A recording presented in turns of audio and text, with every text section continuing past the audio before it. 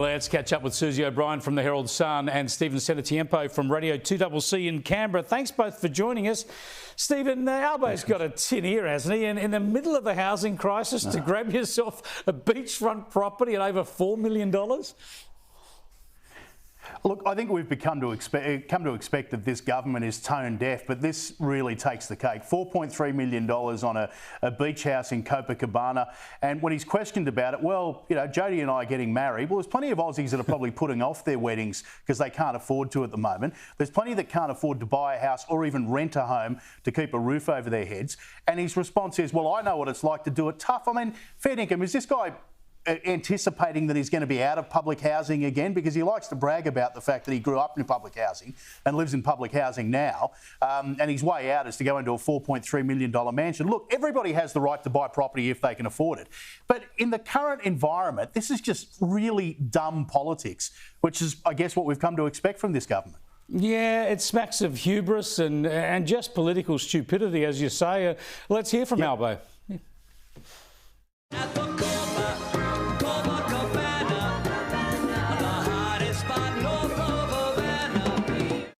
Oh, Susie, he's never going to live this one down, is he? Oh, my God. That's just the worst digital imaging I've ever seen, but very funny. Look, I guess the thing is, I don't mind that he's bought this house. He's probably spent about 10 times his annual income, like a lot of Australians have to do if they can actually afford to buy a house, if they can find one that is in that bracket. He's probably a little bit more modest than some conservative politicians we've had over the years, but there's no doubt that to drop that kind of money at this point in time is a little bit tone deaf. I mean, he's not going to be living in it, so it's what, another investment property. Yeah, it's a weekender. I don't expect politicians. Yeah, well, I don't expect politicians to live and make the same kind of housing choices as the rest of us. But what they have to do is ensure that they take into account the fact that the rest of us have just had 12 consecutive interest rate increases and so on. Make good policy. That's more important than the house that he buys for himself. The other thing I hate about this purchase is the fact that he got it at Copacabana, because I don't like that song, and now I can't get it out of my head.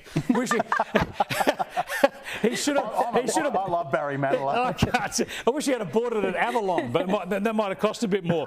But Peter Dutton is not getting into him over it. Have a look.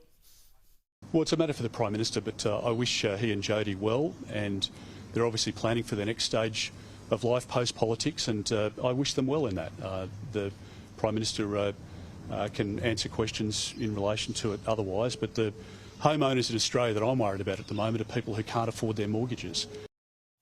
And that's the very smart and reasonable political response. Just make sure you segue to home ownership and the real struggles that most people are having. So Peter Dutton on point right there.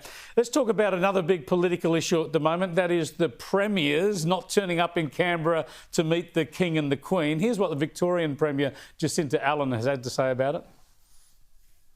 I have a number of existing engagements that I have committed to, and the government and the Victorian community will be very well represented by the Governor. Yeah, Susie, it reminds me of that old ad for lamb, you know, that you can't go on a date with Tom Cruise because Mum's cooking a lamb roast. But that's I'm probably too old. You guys don't remember that. But you've teed off at the premiers in your column. You reckon Jacinta Allen and all the rest of them should turn up? I remember that ad. I'm old enough to remember that ad. Naomi Watts talking about Tom Cruise. Well, indeed. Was it Naomi Watts? Absolutely. I mean, Naomi Watts is in that ad. That was her first big breakthrough. The thing is, the state premiers just sound like a miserable bunch of, honestly. I mean, people who break Tinder dates because they change their mind come up with more inventive excuses than this mob. Oh, I've got other engagements. Oh, I've got an election. We've got a cabinet meeting. Who cares about a cabinet meeting when the King is in town? He's a 76-year-old who's breaking cancer treatment to come all the way here, and the least that they can do is show him the basic respect to turn up. And I'm a Republican. I can't wait till we have an Australian head of state. But until that time, give our King and our Queen the respect they deserve. Yeah, just briefly, Stephen, I think Susie's right. I'm a Republican too, but this is the current system. You've got to show this bloke respect and respect for the system.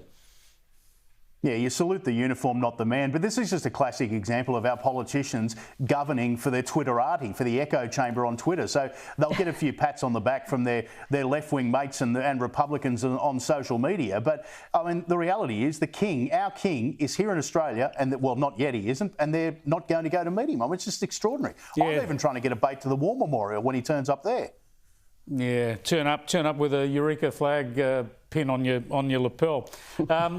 I do want to go to the sad news that the broadcasting legend of George Negus has passed away today, aged 82.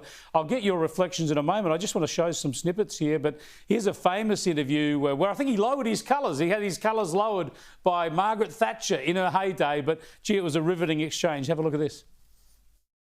Why do people stop us in the street almost and tell us that Margaret Thatcher isn't just inflexible, she's not just single-minded. On occasion, she's plain pig-headed and won't be told by anyone. Would you tell me who has stopped you in the street and said that? Ordinary Britons. Where? In conversation. But I thought you'd pubs. just come from Belize. Oh, this is not the first time we've been here. Will you tell me who and where and when? Ordinary Britons in restaurants, How in many? cabs. How many? I would say at least 1 in 2. I'm sorry, it's an expression I've never heard.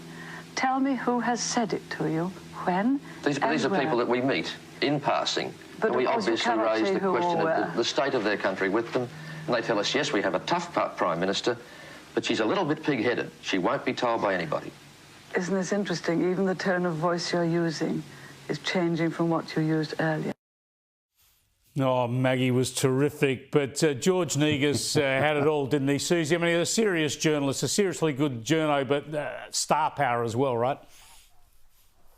Oh my God, I've just so loved seeing the tributes to him today. There's some of the clips of him in the desert in the 1970s in that denim shirt with all the way open with the chest hair hanging out. Oh, he was sexy, but he was also a very, very esteemed journalist. And who can forget that Margaret Thatcher interview? My partner and I, he's a journalist as well, we still quote that to each other. We say, oh, somebody says, you know, you were wrong on that. And we say to each other, who says that? Tell us their names. Yes. So it's really just amazing career. So there we go. There's the clip.